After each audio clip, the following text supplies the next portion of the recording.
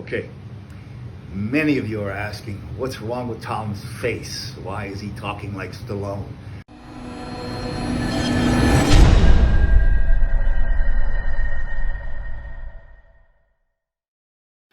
All right, what's going on, you guys? Nick here with Nick Strength and Power. I've got a couple of interesting stories for you guys today. The first story I want to talk about today, the latest update of Hunter Labrada. Just 2 days out from taking the stage at the Tampa Pro. This was taken last night. This was on Brett Wilkins' Instagram story. And this is the first update that we've seen of Hunter Labrada with a coat of Pro Tan on, which obviously for someone like Hunter makes a pretty significant difference in his physique. It's a really nice finishing touch because someone like Hunter, pretty pale throughout the offseason. He's a white guy. So I think this makes a pretty big difference seeing him with Pro Tan on. Now, I think he looks just as impressive here in some of the updates that we've seen from him recently, but I think he's probably been carb loading because I think there's just an ever so slight bit of distension in that very lower ab area. If you look really closely at that when he hits the front double, I think it's kind of apparent. And I didn't really notice that so much in some of the videos from a few weeks out where he was more depleted and a little bit flatter hitting that same pose. I didn't really notice it as much, but I'm sure that's something that's going to go away before he takes the stage as he digests some of that food. But honestly, I don't think it's not even really worth mentioning. Because overall, I think he looks incredible here. Like I said, I have a feeling this is going to be a little bit of a slam dunk for him, this Tampa Pro. Because as you guys know, there's not very many competitors for open bodybuilding, but if you guys watch Classic Physique today, and this is something I think is worth pointing out, Classic Physique had to have had 20 or 30 guys in that division compared to men's open bodybuilding having less than 10.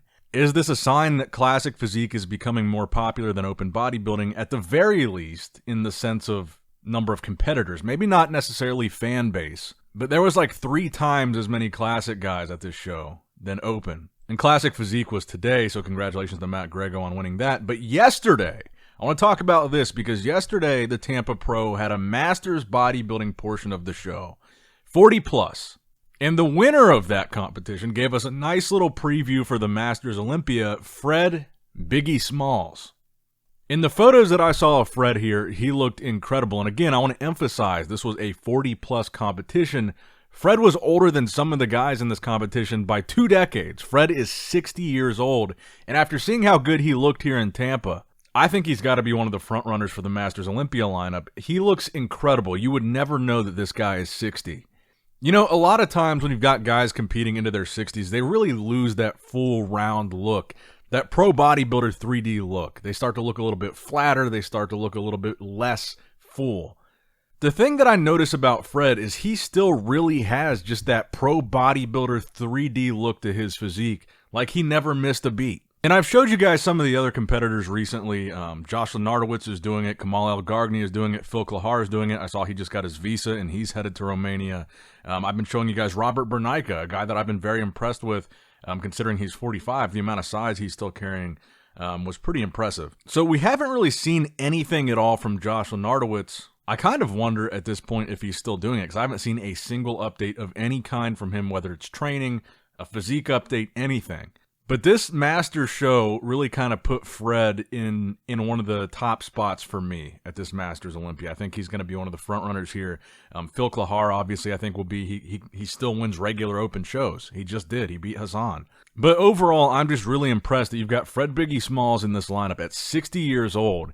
I think that he's got a real shot at winning the Masters Olympia title if he comes in, I think maybe a little sharper than he did at this Tampa show. But to win the 40-plus Masters Olympia at 60 years old, I think would be huge for him. Really impressive, so shout out to Fred Biggie Smalls, 60 years old in these pictures. Insane. Now, next up in the news, a physique update from Blessing Awodibu, where it appears like he's not done trying to qualify for the Olympia this year. He says in the hashtags of this posing video that he says, well, first he says flat, but you get the vibe, conditioning improving daily, 5 weeks out in this video. And 5 weeks from today would also put Blessing in the Italy show that Regan Grimes, Nathan Diaz are doing. And I do think Blessing, to his credit, actually looks sharper here than some of the updates that we've seen from Regan. I know that a lot of people have been pointing out that Regan looks bigger in these updates, and I think Blessing's biggest conditioning at his last showing, or his biggest issue at his last showing was his conditioning. And to his credit, he looks tighter here for 5 weeks out. Now, honestly, when Blessing is in really good condition, I think he's got a great physique. Even though his legs might still be a little bit downsized, when he's really in shape, I really like his physique. He's got a great upper body, a great back. He can hit a vacuum pose. But I know for his last show, he was coaching himself, which I think could have been part of the problem. But I do think it'll be interesting to see him in that Italy lineup because Regan Grimes and certainly Nathan Diasha are not going to be easy to beat guys. And I think when we watch these shows, especially these like September, October shows, I think there will be some of these bigger names that we're talking about right now that will not make it to the Olympia. So as the summer starts to wind down, I think it's really going to become a make or break moment at some of these shows for some of these guys because those Olympia qualifying opportunities are going to start running out. And the season ends with that Legion Sports Festival show. That will be the last qualifying opportunity. So some of these international shows that you see coming up, I think they're going to be really important shows to determine who the final names added to that list is going to be. Is it going to be Blessing? Is it going to be Regan? Good Vito, perhaps? Nathan Diasha? We're going to find out in 5 weeks.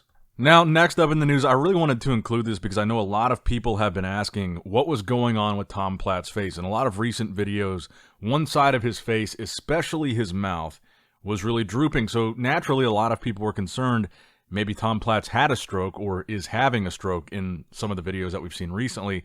Tom came out and clarified and said the reason was a stomach virus that ended up messing with some of the nerves in his face. He also references overtraining in that video, which I don't know how much that could contribute to what was going on with the nerves in his face, but he specifically says the word Bell's palsy, which is the same condition that the Mountain Hafthor Bjornsson suffered from. Okay, many of you are asking, what's wrong with Tom's face? Why is he talking like Stallone? I got sick, I was overtrained, okay? Even I can overtrain. And I got a stomach virus, gastroenteritis, and the nerves in my face. It's getting much, much better, it will go away. But the nerves in my face were challenged to where my mouth doesn't open properly, as you can probably see. Okay? I just wanted to tell you that that's what it is. It's Bell's palsy, they call it, the nerves in your face. And I also, what else I want to tell you? I made some notes. Well, of course, you know, Chalk gave me the food to eat. He changed my diet around and stuff like that. And that helped a lot. But I'm on the road to recovery, and recovery is challenging. Okay, and I don't like to talk about it, but everybody's like, what's wrong with Tom? That's what's wrong with me. Okay, thank you. See you soon. Bye. But he says here that he's fine now, he's slowing things down, and he's on the road to recovery, and he's doing well. So I think it's good news for everybody that Tom Platz didn't have a stroke. I think that was the main concern with a lot of people because he was talking kind of weird in some of these videos, and the mouth was drooping, and one of his eyes was kind of not blinking. And obviously, we don't want to lose a legend like Tom Platz. We don't want to lose any of the Golden Era bodybuilding legends, but we certainly don't want to lose Tom. Tom actually is one of my favorite Golden Era bodybuilders. In my office right now, one of the few framed bodybuilding magazines that I have is one of the Tom Platz covers where he's got that classic Corvette, and he's like leaning on the Corvette, his quads look insane. I guess I could put a picture in right here.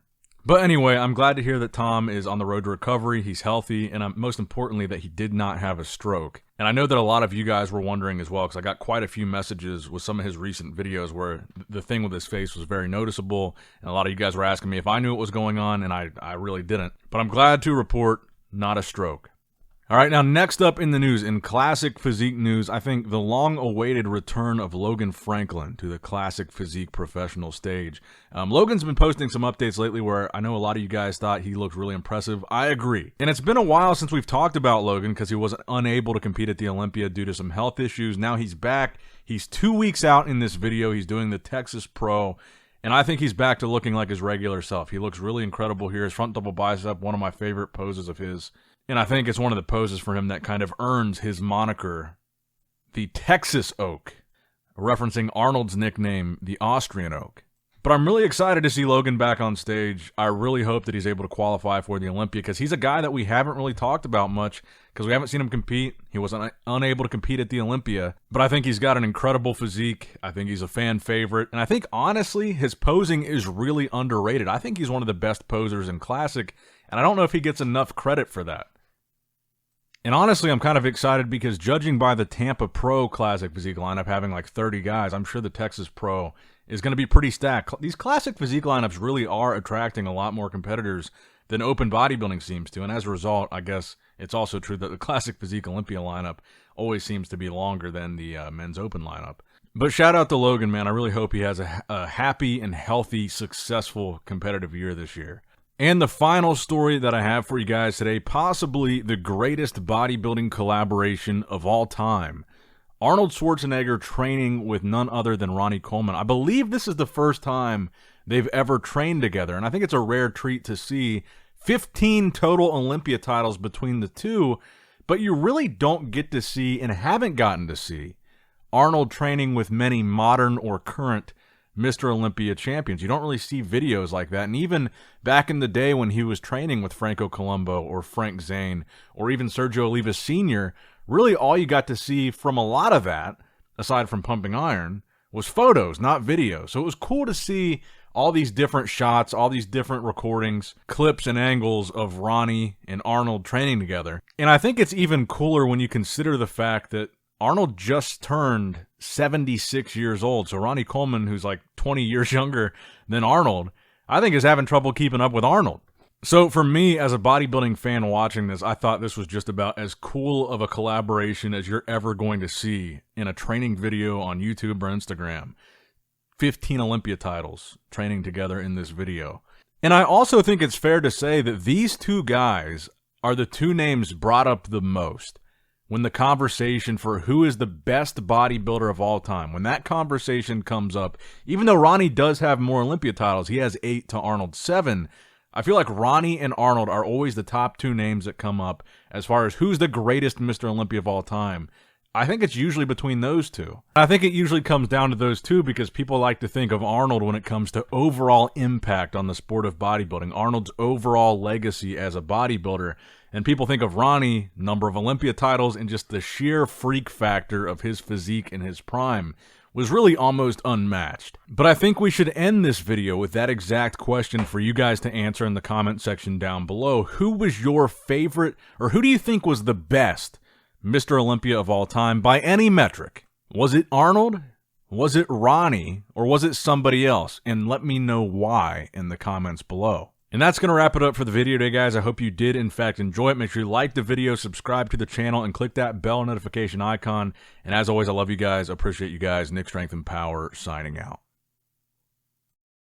All right, guys, don't forget to click that like button and subscribe to this channel if you enjoy the content. Also, check out my Instagram at Nick Strength Power. My Facebook page, which is simply Nick Strength and Power. My secondary YouTube channel, Nick Strength and Vlogs, for vlogs and bonus content that you will not see on this channel. And consider subscribing to my third YouTube channel, Nick Strength and Pokemon, which is all things Pokemon and trading card games, completely unrelated to this channel. So if you're into that, give that one a look. And all links to merchandise and social media will be in the description box below. If you guys want a Nick Strength and Power t-shirt, that will be in the Shopify link below. Have a great day.